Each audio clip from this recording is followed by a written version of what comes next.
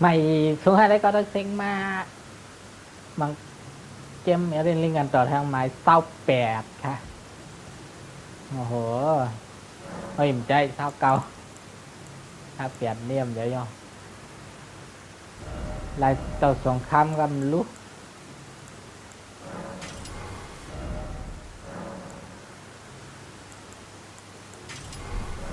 มังป๊อตต้นไม้ใครจะย้อนว่ามาคือน่ะมังตั้งในถึงดีวิหารอสูรก็แรงนะเพราะถึงเอากับปันหมักไม้ไงโอ้เมื่อไกลขาดคิดว่าข้ามเหมือนแม่มันใครลัดกัดตายบันไอป๊อตต้นไม้โหโหยังก็มั่วไอหกขาดป๊อตต้นไม้โหงามมือตายบัดปัดตัวไรหงงามมากกำ2 กำที่จัดคลิปใหม่ดีกว่าครับว่ากำชุมขายามไปก่อเหรอกันมาตายดิ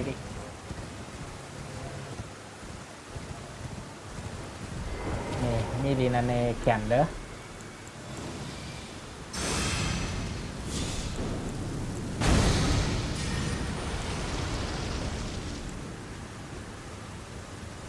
จุดก่อนไล่เปรียบ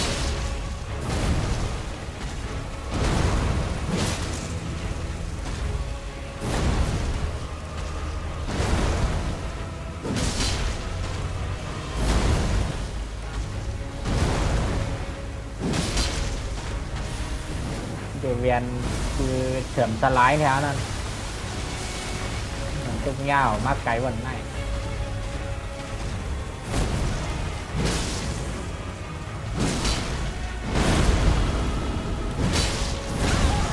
เฮ้ย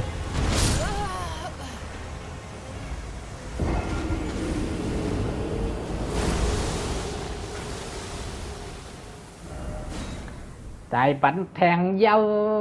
โหลพันแหงเตะหนาเหรอบ่เลือดขามีเวียนดันนายว่าพันกำ2 กำไง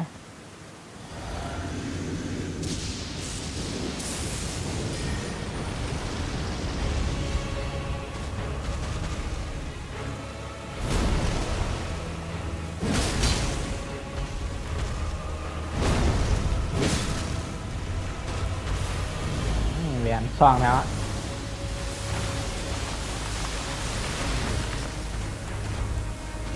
เหรียญ2ไอ้นั่นอยู่จำไรลง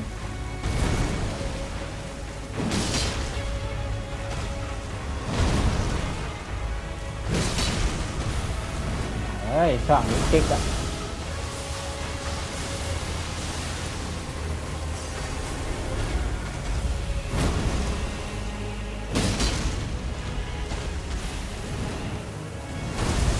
ตีปีเขาสบายใจละตีปีเขาสบายใจแล้วนะ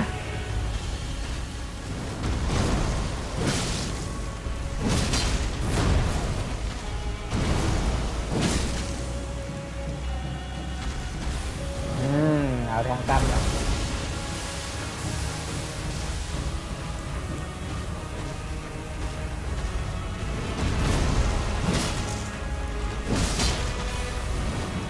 เอาทางตั้มนะ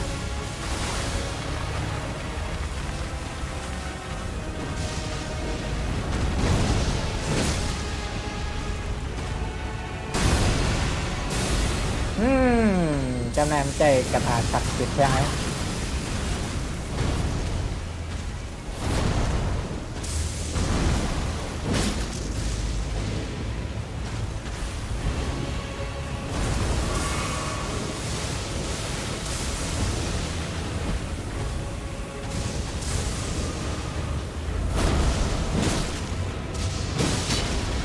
2 กำ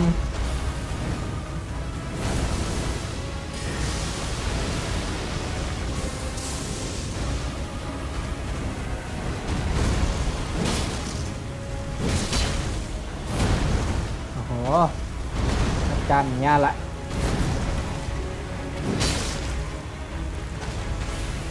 เรียนแล้วใกล้แล้วเนี่ยนิดดีกว่าทางคืนแล้วนะไม่ได้อะไรกว่ามึงอะไรอ่ะโอ้โหใจตอนนั้นแล้ว แล่นแล่นแล่นแล่น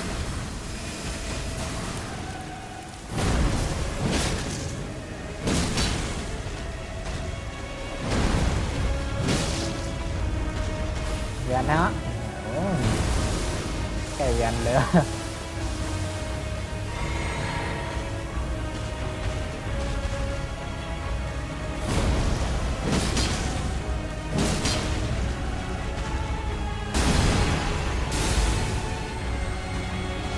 แล่นปั่น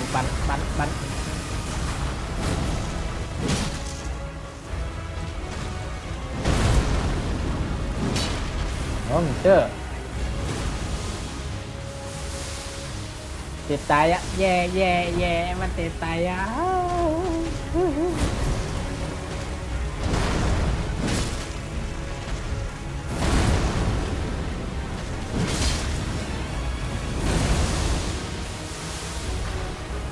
แล่น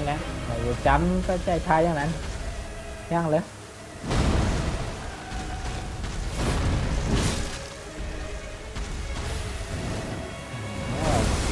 ตาขีดโกงหลงไหนทางไก่ใจนะมั้ย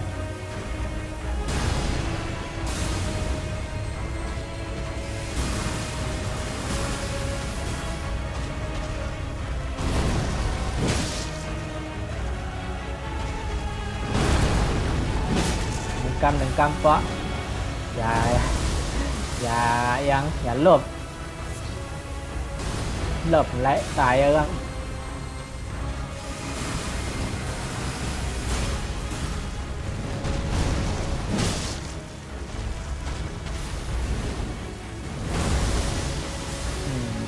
เดี๋ยวใครซ่องก็ซ่องละโห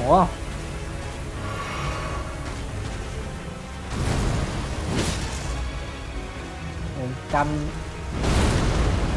2 กำ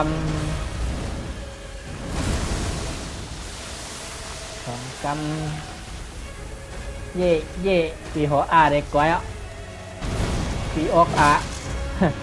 มีหัวโ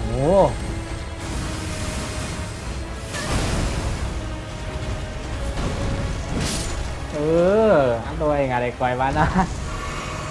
สังขาเวียนอะไรเนี่ยอาจแตกว่าไงเนี่ยเส้นตายนั่นเก้านะถ้าหยาดแข็งสีไข่มุกหัวเปิ่มหยาดน้ำหินเอาไว้ผสมทัดน้ำแข็งเลยวะหัวจำบ่ไก่หันพ้อนห่างเอากะเอาใส่ด้วยอะไรยัง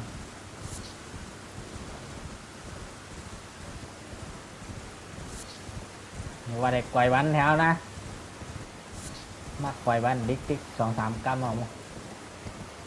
อุ่นนั่นแหละปิดคลิปมาก็อุ่นนั่นแหละโอเคค่ะเดี๋ยววันอย่าได้วันบทอสุนเกอร์แรงเก็บสายผ้าเอาไว้เฮ็ดถาดสายผ้า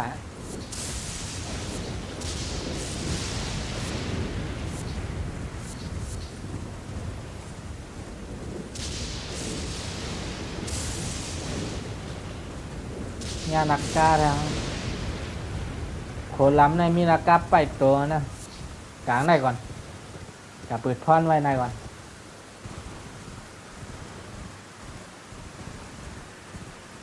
มีกล่องต้นสายมีรุ่นนะเก็บรุ่นกันแล้ว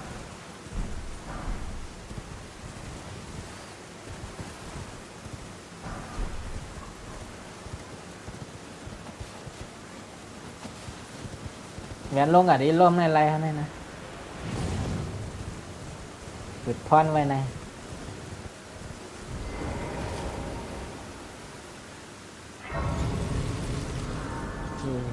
ข้างเหนือในมีซอยค่ะนั่นสายข้อ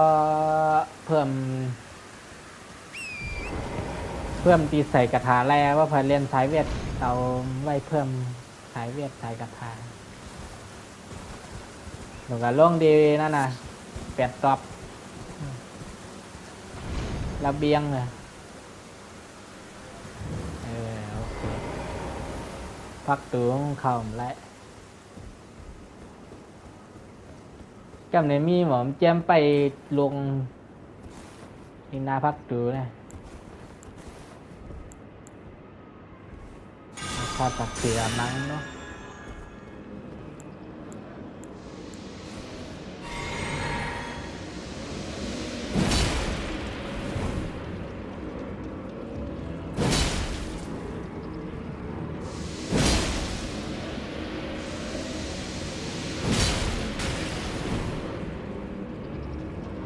หมอมเจียมยักษ์นำฐาน นำฐานนากล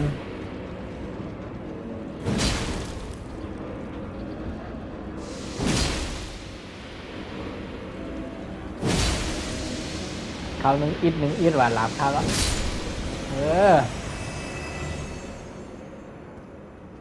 นี่นะพักตัวเฮ้อมาแกมเปิดไล่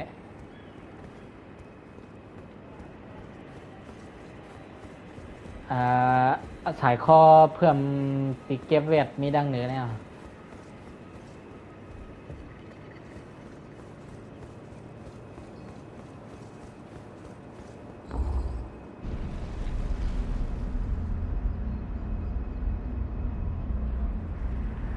หลับสายศักดิ์สิทธิ์เลย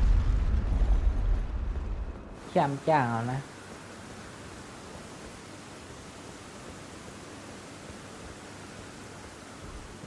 นี่ในครับนี่สายคอหินความทรงจำอ่ะ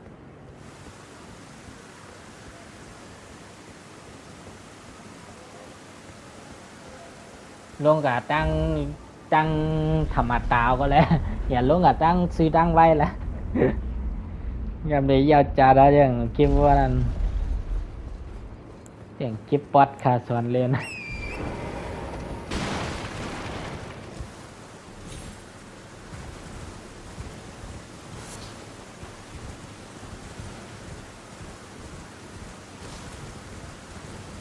โอเคเขาค่อยในเขาเก็บยาวหมดอ่ะคือเหนือเก็บอันนั้นง่ายเหรอมีฮะ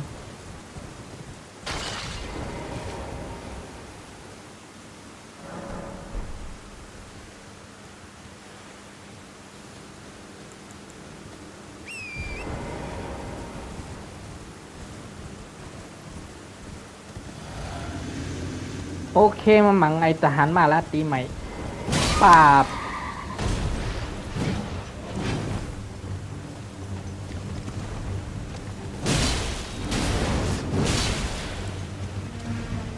เป็นฮีลาปี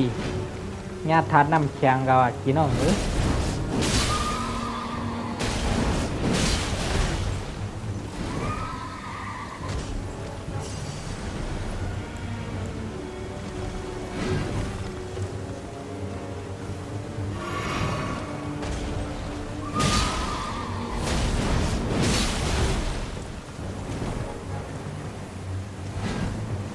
จุ่มเลือดเต็มอ่ะพยายามเลือดเต็มวันมันบังแห้งหนาลามั้ง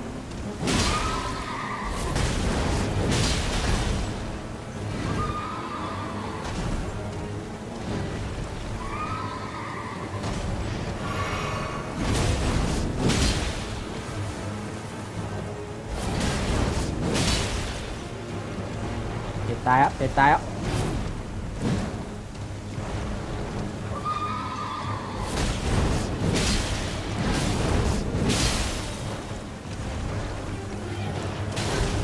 เฮ้ย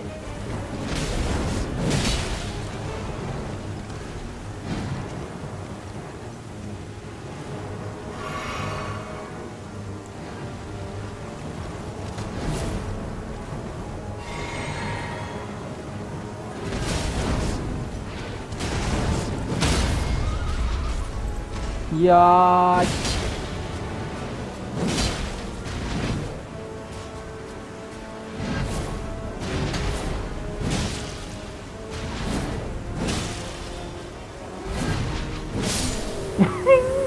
กลมแวดดีกว่าพันกับเต๋อใน เต่าสงครามเก่าสุนัขหลานเหนือมาแขนย่างเหล่านั้นเต่าสงครามนั่น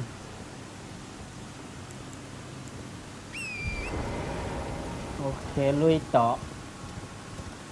มาชมข้าวยำไอ้นี่นำหึงอ่ะไอ้แต่ถึงหันมากลางคืนเนี่ยแขนนางเขาหมอกเนี่ยกับดักเลย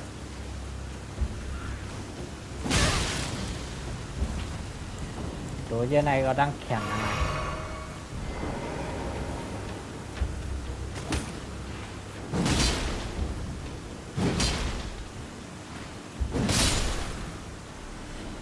มาไหนได้พี่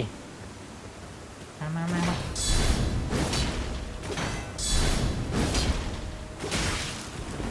โอ้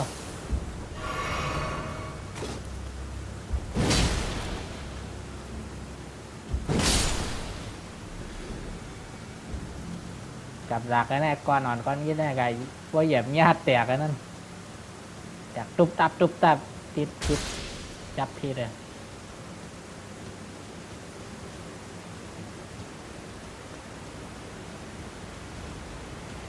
โอ้เงิน3ตัวละว่าเอามากำตัว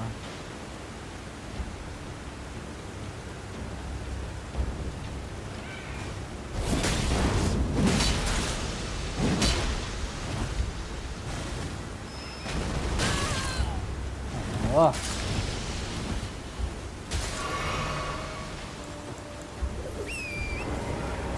กินกล้วยอะซองอะเจ็บเลย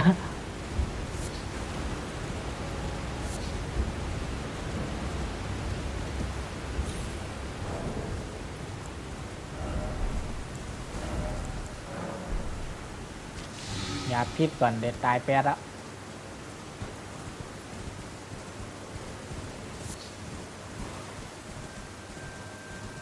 ก้นอ่อนก้นอินในก็เฮาจ้างอ่ะนั่นนะตัวมันจะเรียกลายเลยไปเรียนเตะหูมือเอาน้ำเตาเลือดกันนะครับมด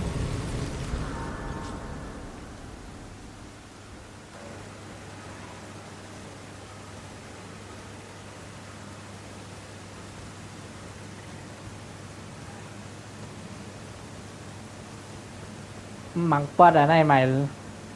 มามังปอดมังกรในใหม่แล้วมาตายบ้านนำมาเจ้าก่อนนะ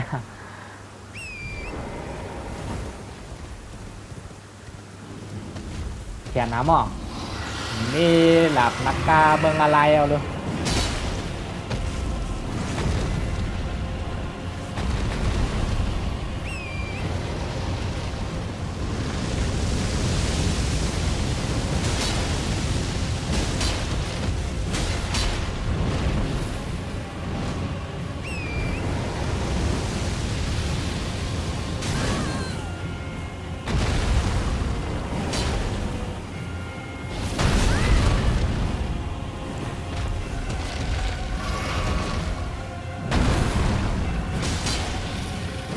ไป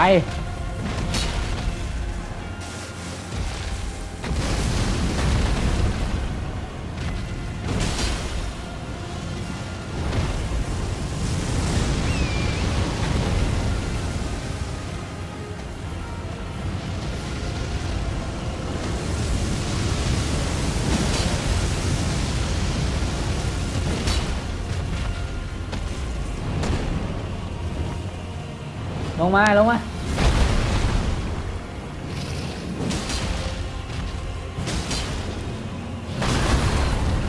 โอ้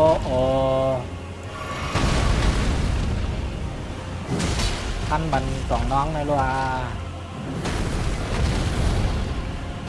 ท่านบันโหงในรัวฮะเจอ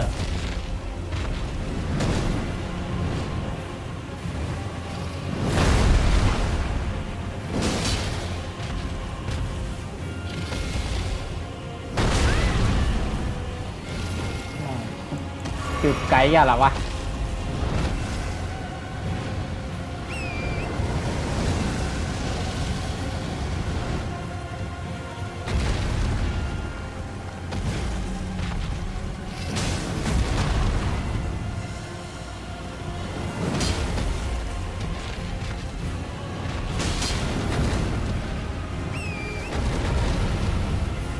วินมาไหนดิกะ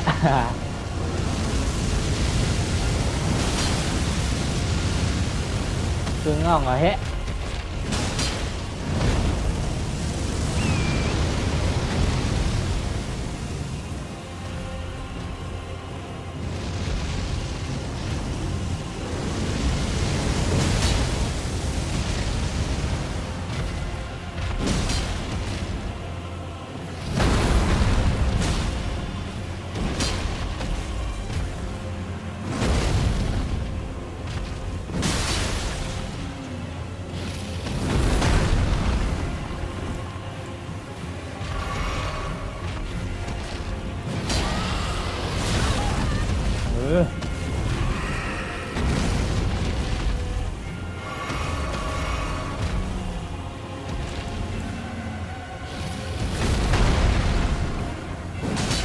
พันบันเงียบนะ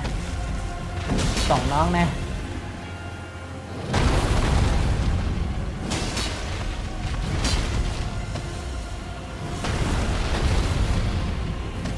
โหงนะ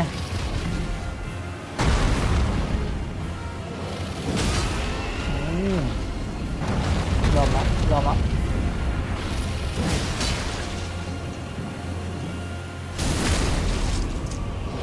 ตึงตึงตึงทางกำแล้วนะทางกำก็แล้วนะวายวายวายวายวายวายวายเกิดปวนแทงเอาดูติดตายเอาหัวได้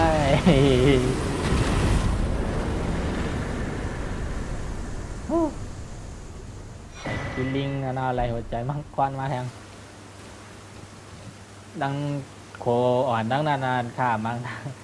เถื่อนมาลาตีกลางคืนมาอันนั้นก็กัดตายมันนำทวนในแทงไงเมื่อไงเด็ดตายลืมกินขาไก่ค่ำเลยเมื่อไงเด็ดอะไรเพิ่มรุ่น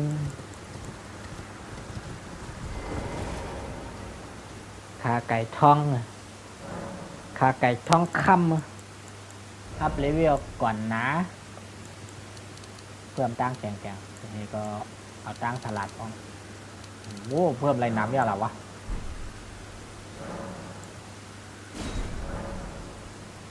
กำ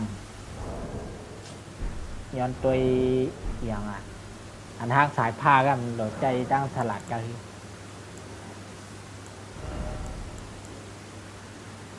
ศรัทธาสิพาเนาะอัพเลเวลศรัทธาสิพาที่เหลือเอาตั้งแข็งแห้ง31เอาเลือดฟองได้ง่ายนะมั้ง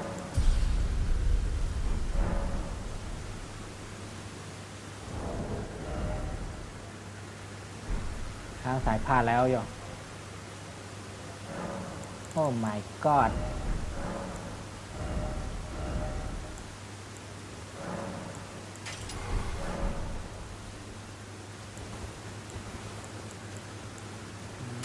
ไหนว่ากันไหนได้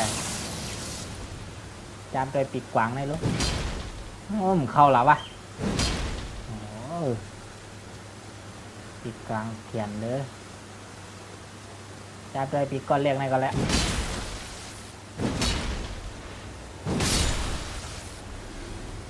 2 กำก็อะไรอยู่2 กำก็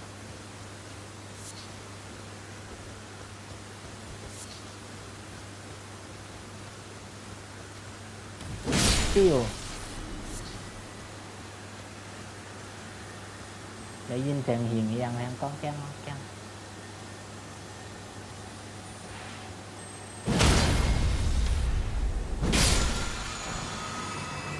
โอ้หินแรกสีขาวเลยแบบเก่าครับอ่ะ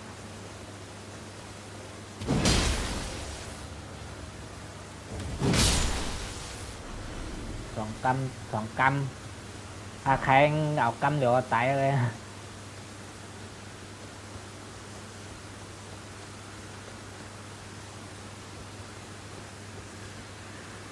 ตั้งขาดการไล่ก็กัดตายไอ้แก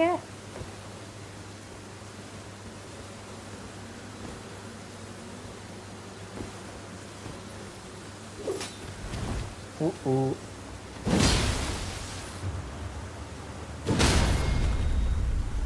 โอ้โหเดี๋ยวได้2 ตั้มใบใจถ่ายผ้าคามมัวเราด้วย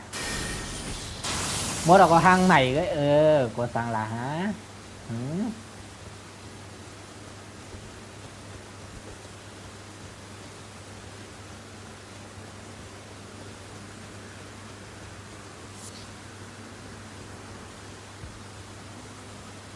เทโกสั่งขึ้นบทขึ้นกับฮาบทขึ้นก็เลี้ยงเอาโยเนาะเอาหมักไม่กับปั้นหักมอลันนา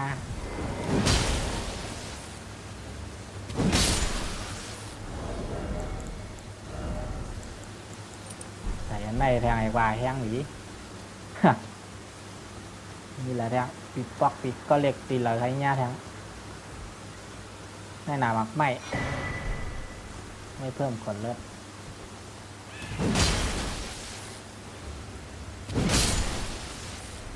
เต็มติน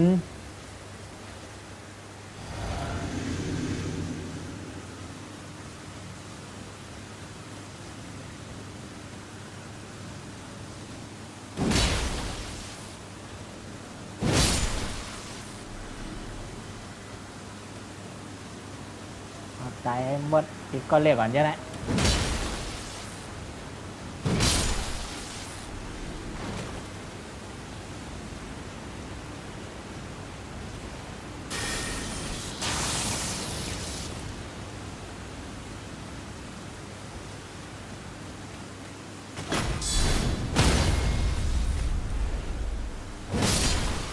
จับตันเขาเติง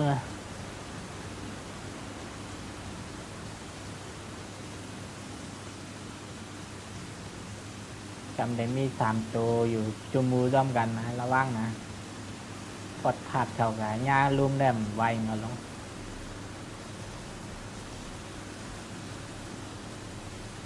จะตีแน่ละอินมาไกลเงี้ย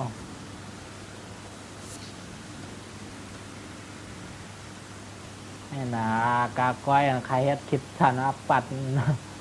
เอาเหลือสนใจ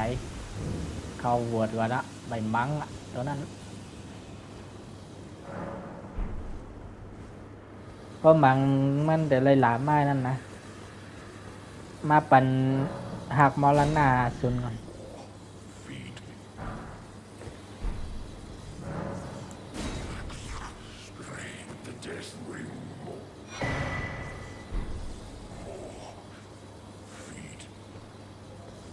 โอเคปั่นลายลูกอ้อมหัวปั่นน้ำอ่ะ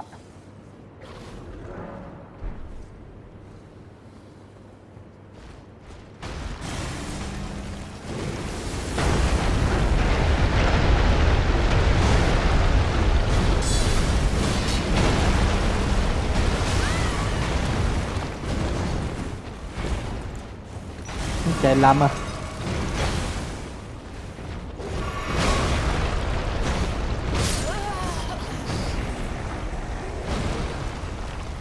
อย่างว่า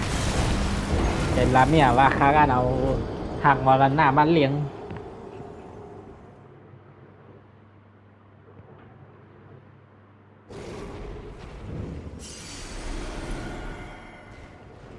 ขยองอ่ะปล่อยไว้กันบ้องหายใจลำไงมาหางใหม่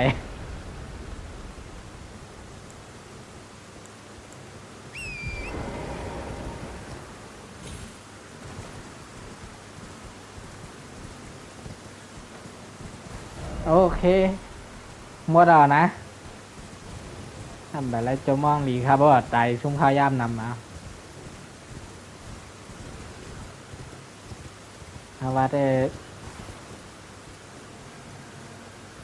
โอ้โหขึ้นทะเลอันนั้นมาใจขึ้นทะเลเรานำตัวเหมือนแจ้งเป็นจันไว้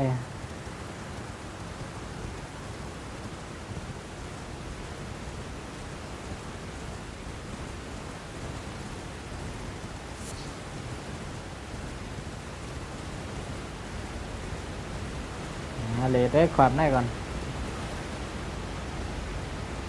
มีเสียงเหรอเหมือนนำทันเหมือนนำตกเตะกันเลย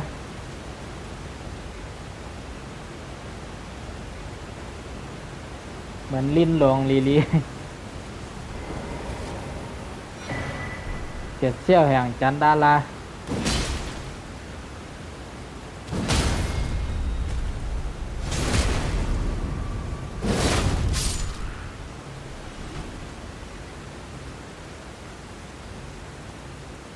เจ็ดเซี่ยวแห่งแสงดารา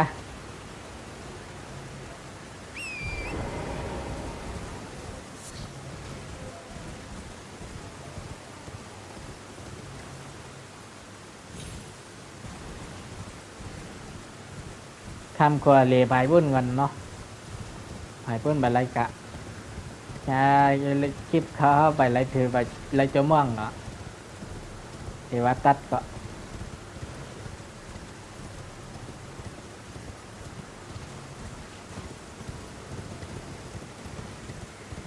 ตั้งดังไตนั่นนะครับอะไรกันตั้งเนินได้ก็วัดต้นไม้นั่นตั้งไตแน่แบบไร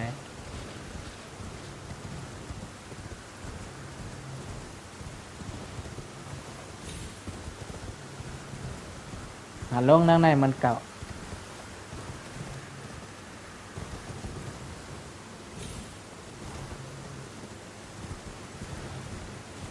ไงที่ไหนอ่ะ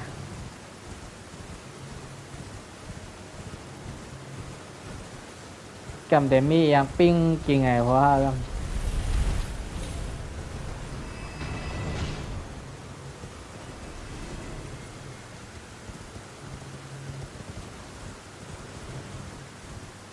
วันนั้นขามาพัมเลยเบี้ยวดีนั่นนะ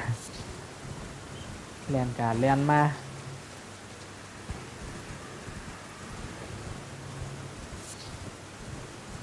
จัดตีอีดีเดียบมีแทงอะไรนะอันครับว่าเลย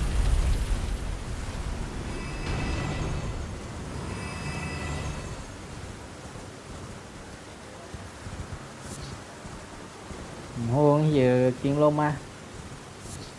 หมูฝาหั่งกระถาเวียดใส่ไว้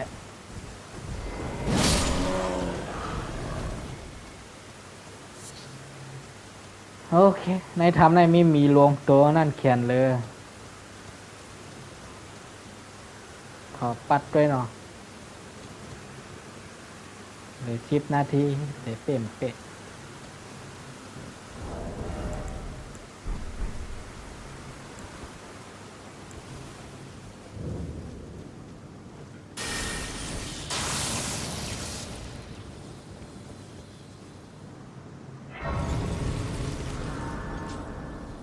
นั่งพักเรื่อยๆกันก่อนยังเอา